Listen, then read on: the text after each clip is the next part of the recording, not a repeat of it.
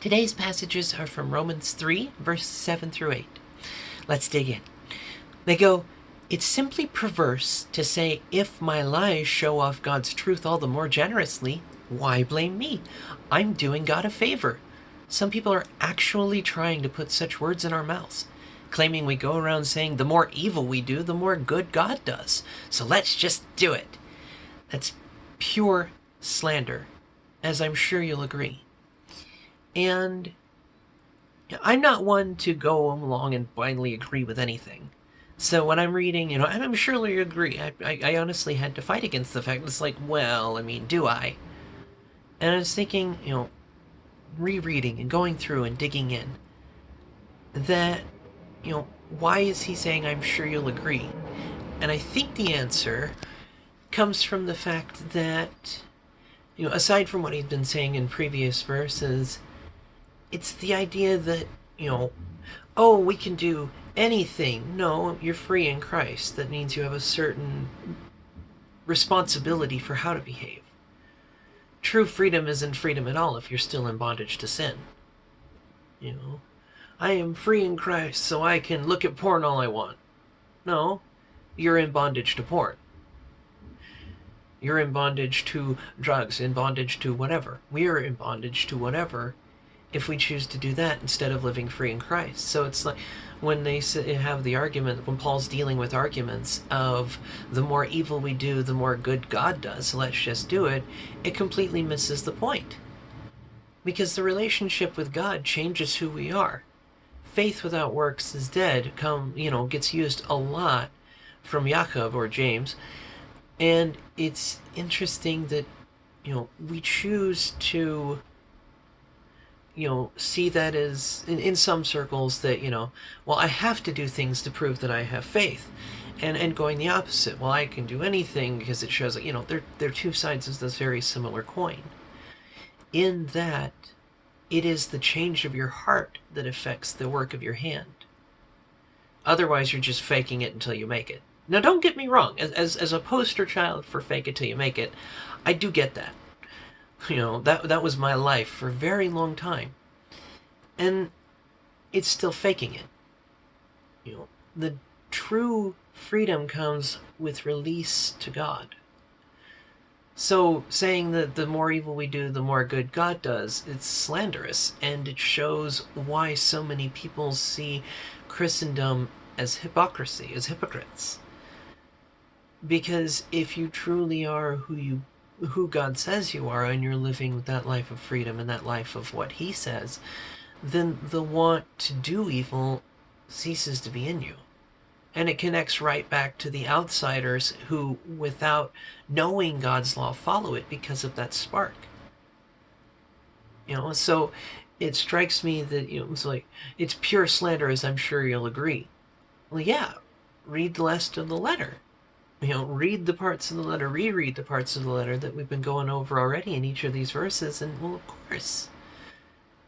Because his entire idea of what he's preaching through is that God is a remarkably generous God, and he looks after us, and he tends to us. More than the birds in the field, more than the flowers. We're all tended for. We're under his care. He loves us. And so, embracing that love, living in that love, when you know it, causes you to act differently, and even when you don't, causes you to act differently, showing that God's law is something woven into our nature and not something that needs your arm twisted to be done. So your actions, the health of the fruit, health of the tree, and I know I keep going back to that, but it's the truth of it.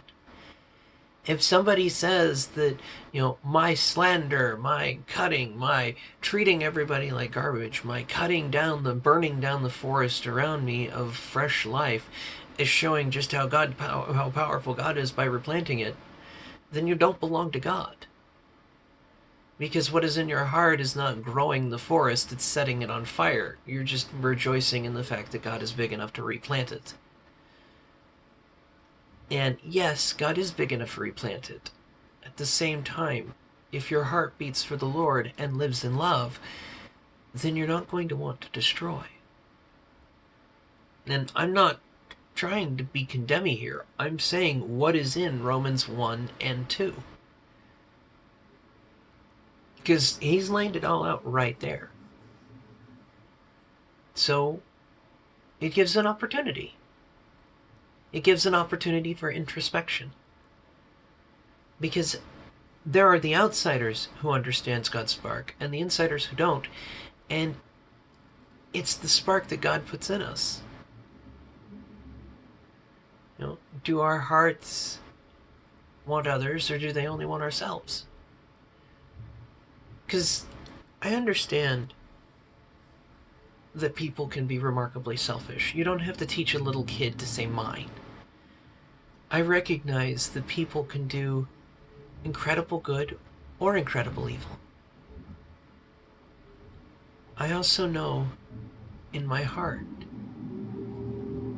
that it's in us whether we do that terrible good or terrible evil. It's our choices, our options, our lives. We can choose forgiveness and mercy and truth,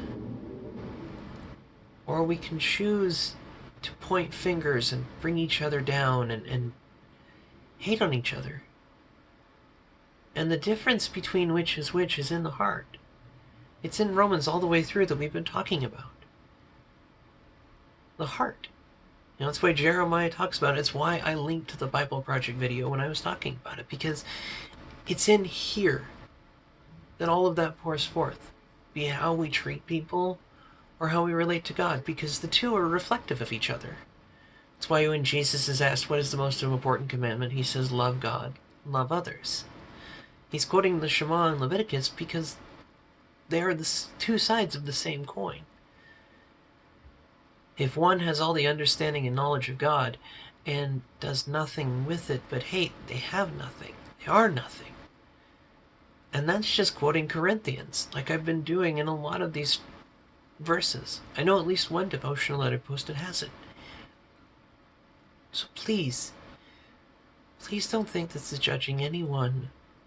It's an imploring to introspect, an imploring to look at love, to look at life, and to determine where we want to line up.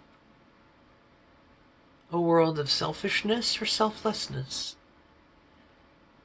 Because if we're pursuing God, the Lord of all creation, then there's always enough. There's a reason that Jesus turned 5 loaves of bread and 2 fish into enough to feed 5,000. And for what it's worth, the word basket that they're talking about at the end of that, it's not referring to like a picnic basket. It's referring to those giant baskets that you could put a human in, like the ones that Raiders of the Lost Ark. Those are the kind of baskets that were filled up from the word, from the Greek word. So if that kind of bounty is there, then it's trusting that that promise is kept. And if it's doubting that promise, why? Sometimes it's a question of us wanting God to provide like a genie, and sometimes we get frustrated because the world doesn't go the way we want it to, because it's issues of control. And it's releasing that control to the Lord. So these verses, part of why I had to wrestle with them is because I don't instantly agree with anything that anyone tells me. I want to go and dig, as I hope everyone does.